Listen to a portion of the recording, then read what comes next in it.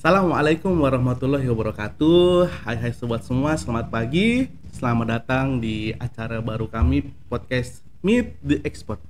Pada podcast kali ini kami akan menghadirkan tenaga kesehatan yang sesuai dan relate dengan masalah kesehatan kita sehari-hari untuk menjawab semuanya keraguan yang ada di teman-teman semua. Oke? Pada pagi hari ini yang cerah, kita kedatangan seorang ibu yang cantik ya? Cantik dong, kan Cantik perempuan. dong. Oh, iya. Kita perkenalkan Ibu Ega, petugas gizi dari Kecamatan Koja. Selamat pagi Bu Ega. Selamat pagi Pak Andi.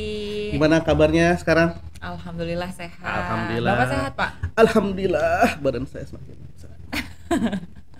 Gimana puasanya? Alhamdulillah lancar dan bugar pasti. Dan bugar pastinya. Oke. Kita di acara baru kita nih Meet the Expert nih membicarakan hal-hal yang berhubungan dengan masalah kesehatan. Kebetulan nih sekarang kan kita di bulan suci Ramadan ya, berarti kita saat berpuasa.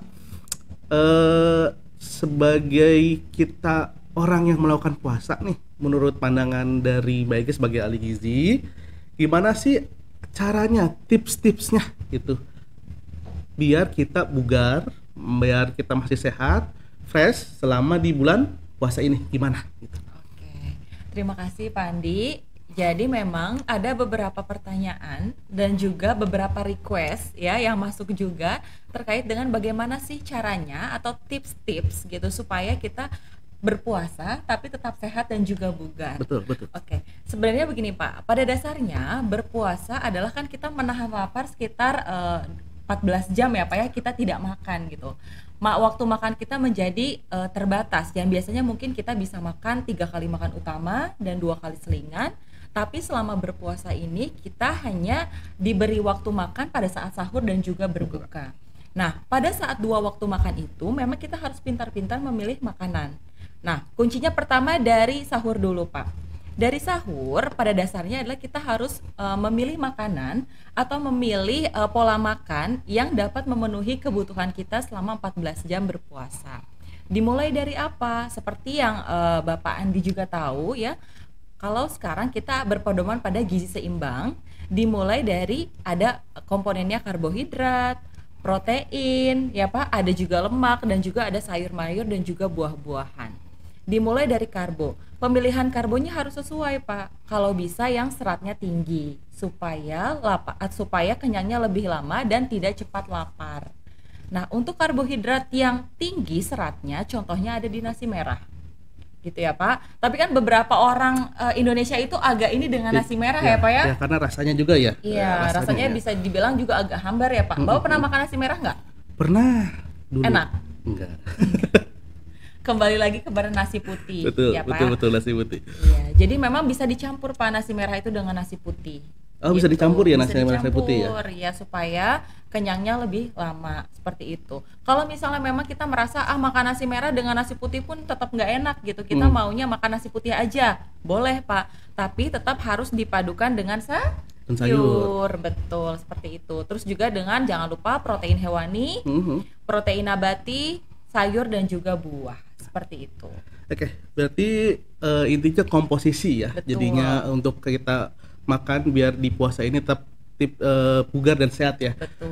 Ngomong-ngomong tentang komposisi nih Ya. kan kita pada saat berbuka nih, biasanya kan kita langsung kan kalau sunnahnya Nabi kan dengan kurma dulu ya. Betul. Baru kita lakukan aktivitas lain baru makan. Nah, di kita kan biasanya makan gorengan dan dengan langsung sirup yang banyak.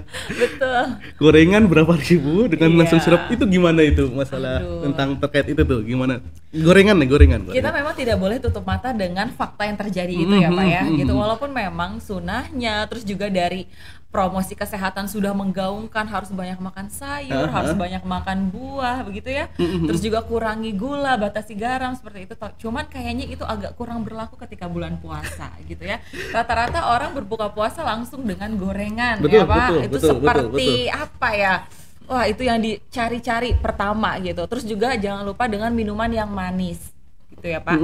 Nah, sebenarnya pada dasarnya ketika kita berbuka puasa langsung mengonsumsi minuman yang terlalu manis kan kalau minuman terlalu manis pasti di dalamnya ada gula ya Betul, Pak. betul, Seperti yang kita tahu gula itu mengandung glukosa. Betul. Nah itu pasti langsung naikin kadar gula dengan Tinggi. cepat. Iya. Nah cepat naik biasanya juga akan cepat turun gitu. Jadi kalau misalnya kita baiknya memang kita memilih menu berbuka atau bukaan itu jangan langsung minum yang terlalu manis, Pak. Sunahnya memang harus kurma dulu gitu ya. Kenapa sih kurma? Karena kurma itu mengandung gula, namun dia tidak secepat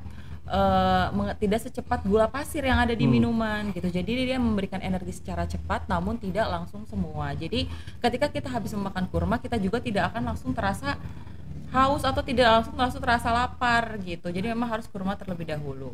Selanjutnya terkait dengan gorengan ya, Pak. Gorengan kita itu sudah menahan lapar kurang lebih 14 jam. Betul. Lalu ketika berbuka langsung dengan gorengan, di mana gorengan itu yang namanya juga gorengan ya Pak, digoreng dengan banyak minyak. Betul. Jadi tubuh sudah berusaha untuk tetap menahan lapar gitu ya. Tubuh kita nih secara alamiah, terus ketika berbuka langsung dikagetkan dengan makanan yang minyaknya tinggi. Tubuh pasti kaget dan kerjanya akan jauh lebih berat gitu ya Pak. Jadi memang dianjurkannya tidak langsung dengan gorengan. Tapi sebenarnya boleh nggak sih kita makan gorengan? Nah itu boleh nggak sih? Boleh sebenarnya Pak, ya sebenarnya itu boleh. Cuman tidak langsung saat berbuka. Gitu ya. Di makan utama itu boleh. Nanti kan setelah kita berbuka misalnya dengan kurma atau dengan air putih, terus kita biasanya kita sholat maghrib dulu ya Pak, lanjut dengan makan malam. Nah itu boleh satu menu dengan gorengan. Satu menu gorengan ya. Cuman nanti perlu diperhatikan porsi banyaknya gorengan. Betul. Kali ya.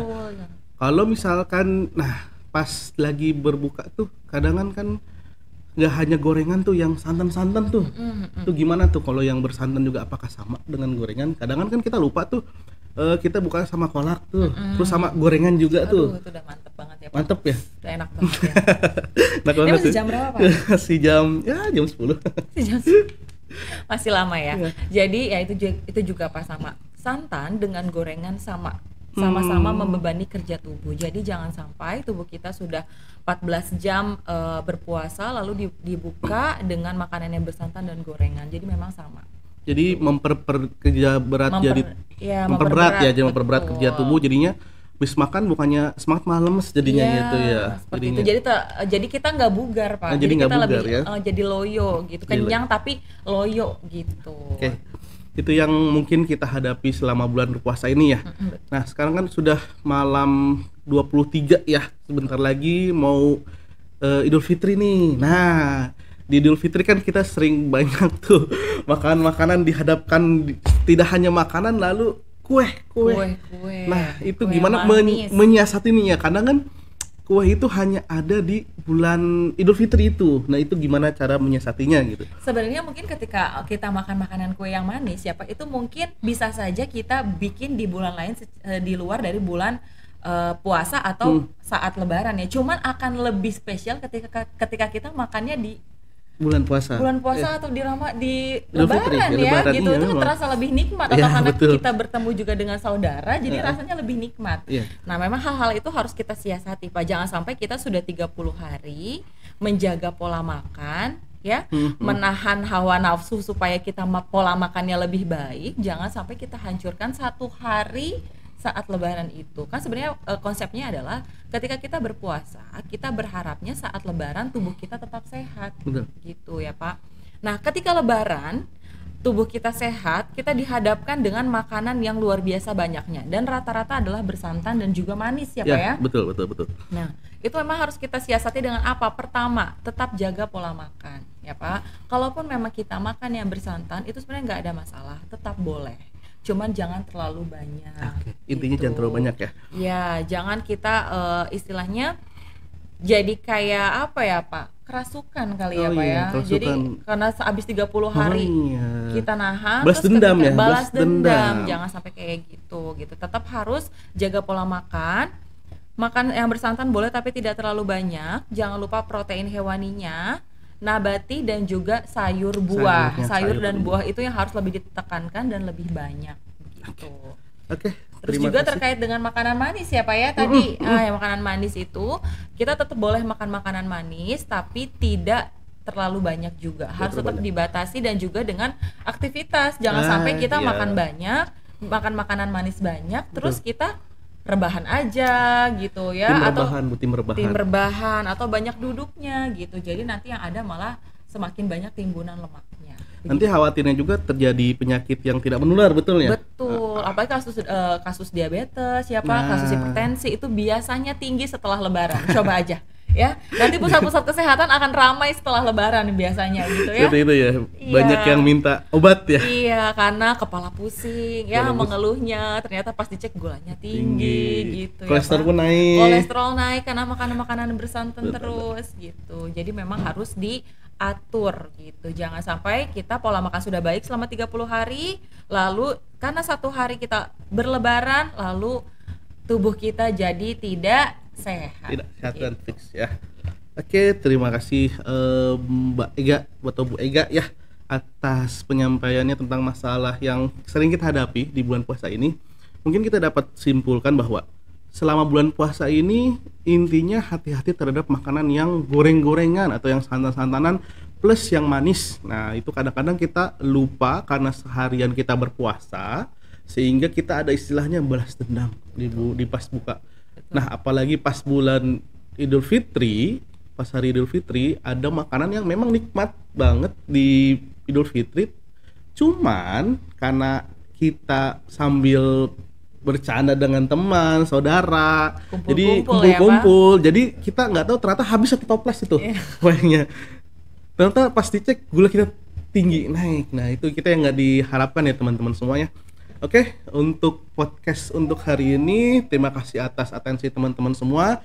Terima kasih untuk Wega telah hadir lagi di acara Meet the Expert. Mudah-mudahan kita bisa ketemu lagi, bisa ngobrol lagi tentang masalah yang ada di sekitar kita dan kita bisa memberikan apa istilahnya pengetahuan yang lebih lah untuk teman-teman semua. Edukasi ya Pak, untuk masyarakat semua ya. Untuk masyarakat semua. Oke, teman-teman semua, sobat-sobat Koja dimanapun kalian berada, tetap pantengin podcast Meet the Expert untuk minggu depan ya. Minggu depan di jam dan pukul waktu yang sama. Assalamualaikum warahmatullahi wabarakatuh.